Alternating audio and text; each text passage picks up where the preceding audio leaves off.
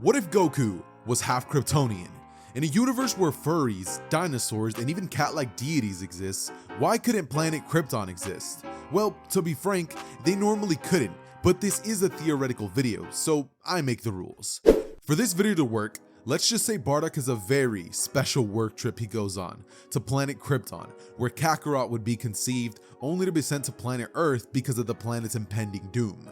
And Goku's half-mother would end up sending an SOS signal to Bardock informing him of this, and Bardock would tell Raditz of this, about a half-brother he has in space somewhere.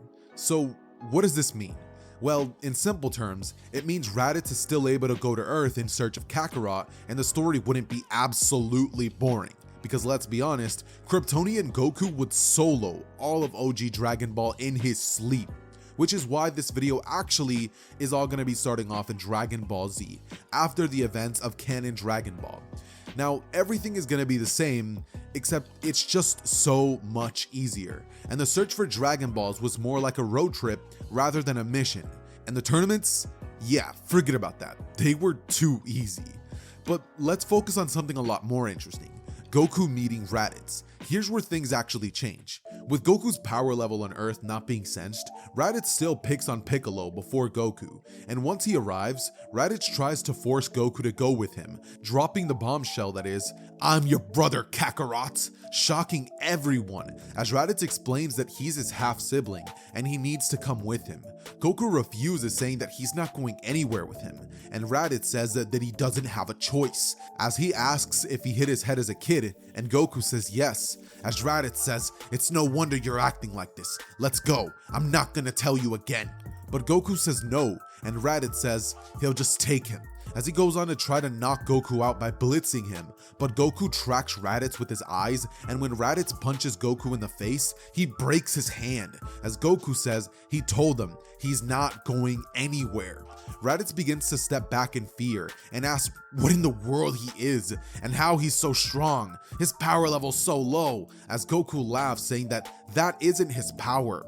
This is, showing Raditz a glimpse, shocking him, leading Raditz to change his entire approach and tell Goku about Frieza, saying that they need his help. With him, they can defeat Frieza, and Goku would ask who that is, leading Raditz to tell Goku, and Goku to agree to meeting this Frieza, as he tells Gohan to stay home and protect Earth while he's gone, that he'll be back soon, flying off with Raditz as they talk about Frieza and the Saiyans. And once they arrive to Raditz's ship, they realize that Goku has no way of going. Sure, he can fly in space, but how will he know where to go? So they have to turn to Bulma and ask her to make them a ship to train in, while in the meantime, Goku trains Raditz, and Raditz tells him what he knows about his mother and where he's from.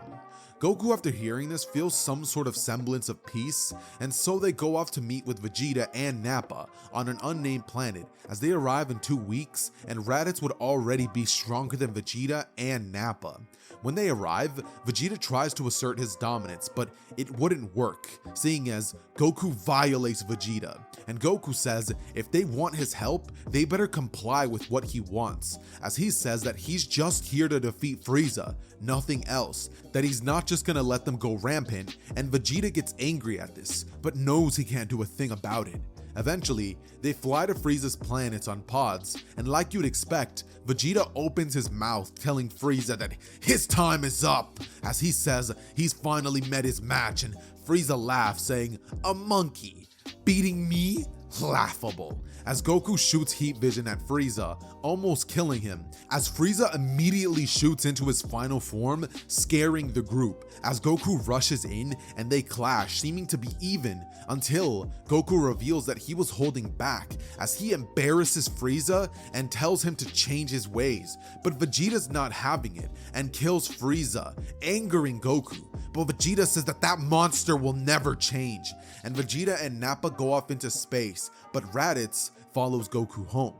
And what follows is a short time skip to when Trunks arrives and informs Goku of the heart virus and the androids, and Goku isn't even a bit worried about any of that, saying thanks for the medicine but that he'll handle it, and train just in case. So they train for the meantime, and then the day the androids arrive comes around, and let's just say that Goku is in for a rude awakening.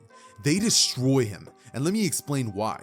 The androids have Goku's database, so their strength is comparable to Goku's own powers. They are at his level, and without Super Saiyan, they make a fool of him. He's gotten too cocky, and that's his downfall. Even in Dragon Ball Superhero, we see the androids on the level of Blue Kaioken Goku, just off the fact that they have more data to go off of, so the fact that Gero has access to Goku's Kryptonian cells is catastrophic. The battle would be a complete one-sided massacre, because there is nothing Goku, Raditz, Trunks, or any of the Z Fighters could do. But luckily, Krillin has the solar flare, which he uses to get them out of the situation.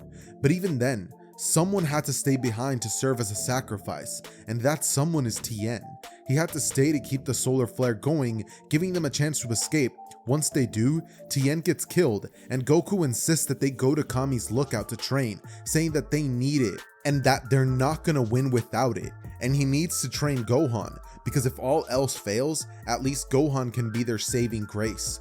So for 1 year, Raditz, Goku, and Gohan train in the chamber, having to enter twice to make that happen. But once they do, Gohan would have received some incredible training, but like in the Saiyan saga, has no experience. Goku, however, now is more than capable of keeping up with the androids, and Raditz has grown tons stronger. But the strongest is Gohan, who has untapped potential, being a human Saiyan Kryptonian hybrid. But with that said, they would return once more to confront Gero and his androids, and when they do, the squad would be ready. Goku would go in to fight the androids, and would start with Android 19, which he would actually destroy, shocking Gero, and he would be tag teamed by 17 and 18. But luckily, Raditz and Trunks are there for backup, and are ready to assist, which they would, and after this, 18 would be taken out and knocked out cold, leading 17 to be the only one left, as Gero would be killed by Trunks, who shows no mercy, and as he's doing that, Cell would arrive and absorb 18, then quickly blitzing Goku and sending him flying back, only to then absorb 17 and achieve perfection. After this, his power would be immeasurable, as Goku would watch in awe and fear at just how powerful he has gotten. He'd rush in, knowing he has to fight, and upon throwing the first punch, his hand would break, as he then is punched to the ground, and Cell would say, "I really must thank you, Son Goku, for making this so easy," as he blitzes in and stomps Goku, as Gohan watching this would scream, "Get away from him!" rushing in at Cell, who would grab him by the throat and say, "How pitiful, just as weak as your father, Gohan," as he breaks his neck, and Goku snaps at seeing this. He rises from the ground, and the planet begins to shake, as Cell would be stunned, and Goku rises from the ground with his hair glowing, tears flowing from his eyes, as he says, "I won't let you get away with this," as he blitzes in and begins to pummel Cell, as he would try to fight back, but Goku would be an animal. He can't be stopped. His fury would have no bounds, as he would embarrass Perfect Cell and brutally beat him down to the last atom, abusing the fact that Cell can regenerate to continue to torture him, causing even Cell to beg for death, but it wouldn't come, and even the Z Fighters have to look away. For a straight hour, Goku beats down on Cell until he finally shoots a ki beam from his mouth and obliterates Cell's body to a pulp, as he de-transforms mid-air and falls to Earth, where he would wake up and see everyone around him, including Gohan, as he asks what happened, and they tell him everything, shocking Goku, as he says that he promises never to let that happen again and to control his power, telling Gohan he's sorry, as he would get a Senzu Bean, get up, and say that he better start training. As from here, we get a 7-year time skip to the Buu Saga, or as it will be in this video, the Buu Saga. See what I did there? No? Boo, you stink! Noted. Anyways, the reason I say that is because the elements for a compelling Buu Saga don't exist with this Goku. Raditz doesn't get in the way of Goku, so the squad is able to stop Babidi, and even if they weren't able to, Raditz himself could obliterate Buu in his Super Saiyan 2 form. which is kind of bad for the story, but hear me out. The Battle of Gods arc is coming right up, so trust me, it gets better. This arc all starts off with a napping cat. Beerus wakes up and informs Whis of his premonition, telling him about the Super Saiyan Lord. Yes, that's it, the Super Saiyan Lord. Sir, I believe what you meant to say was God. Whatever. Whis, where can I find a Saiyan? Well, my lord, finding a Saiyan will be quite difficult, seeing as there is only 3 full-blooded Saiyans and a bunch of half-breeds. Well, no point in waiting around. Let's go meet these Saiyans. After this, they pack lunch to go on a 4-minute trip to where Vegeta and Nappa are at. And when Beerus doesn't get the answer he wants, he destroys them. Rest in peace! After this though, he heads to Earth, and with no King Kai, the Z Warriors have no clue, and so they're having a great party when Beerus arrives and joins the show. He legit gets there and is treated like a part of the family. Nobody even questions it, and Beerus has an amazing time. He even gets his putting cup, and so eventually ends up winning the bingo tournament, getting the Dragon Balls, as after the hype of the party dies down, Whis and Beerus realize that they forgot what in the world they were even here for, until Whis says, "Lord, weren't we here in search of the Super Saiyan God?" And Beerus says, "Ah, yes," tapping Krillin, asking him where the Saiyans are, as he calls for Goku and asks him about the Super Saiyan God. Goku just says that he's never heard of it before calling Raditz, as they ask him, and he says the same. Beerus says it's a shame. He really did like this world, as he rises into the air and charges the Hakai in his hand, as he says, "Whis, get me some more food," as Goku grabs his wrists and says he can't let him do that, and Beerus tries to break free but realizes he can't, as he charges up his aura trying to blow Goku back, but it doesn't work. I mean, Goku is a Kryptonian Super Saiyan.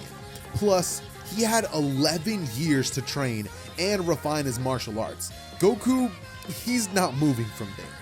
So Beerus powers up, asking Goku if he's sure he's not the Super Saiyan God, explaining he's the god of destruction and why he's here. As Goku says, that must mean he's strong, challenging him to a fight in front of everybody, leading to the Battle of Gods. Beerus immediately charges his powers up to 50% and rushes in at Goku, punching him, sending him flying back as Goku smiles and says, "Finally, a worthy opponent. Our battle will be legendary." As from here, he rushes in and they clash, going blow for blow at each other, creating an incredible light show in the air, causing the planet to shake as Goku asks if he can take it up a notch, and Beerus laughs, saying there's no way he could keep up. As Goku laughs and screams, "Ah!" powering up into a Super Saiyan, as he looks to Beerus, who is stunned. We're talking mouth agape, as he quickly powers up to his God of Destruction form and rushes in at Goku, but realizes it's not enough. He begins to be torn to pieces, and Goku is having the time of his life, as Beerus creates some space and taps into his incompleted, autonomous, Ultra Instinct form, as he says no mortal has ever gazed on this form, rushing in as Goku gets punched back and some blood comes off of his lips, but the battle would still be dead even until Goku asks if he'd like to go all out now, stunning Beerus as he says there's no way, but Goku powers up into a Super Saiyan 2, multiplying his power even more as Beerus is left speechless, powering down as he tells Goku he truly gave him a battle of gods. As Whis flies in and tells Goku he's never seen a mortal this strong in all his days, and says he truly is an impressive mortal, as Goku laughs and says, "Thanks." Beerus then asks what in the world he is, and Goku has no idea, saying he's not even a full Saiyan, he's half, saying that he's half Kryptonian Lord. That's what makes this Saiyan so remarkable. He draws most of his power from the sun. That's what makes him so formidable.